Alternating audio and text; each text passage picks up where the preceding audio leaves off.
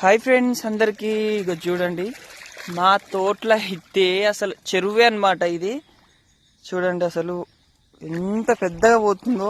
First time నేను చూడడం అయితే. ఇంతకాలం మొన్న పోయింది కానీ ఇంత పోలే. ఇగో మా దుడ్డు అయితే ఉంది, మా బర్రె. ఇగో ఇక్కడ సైడ్ అయితే నీళ్ళు ఎక్కలే అనమాట.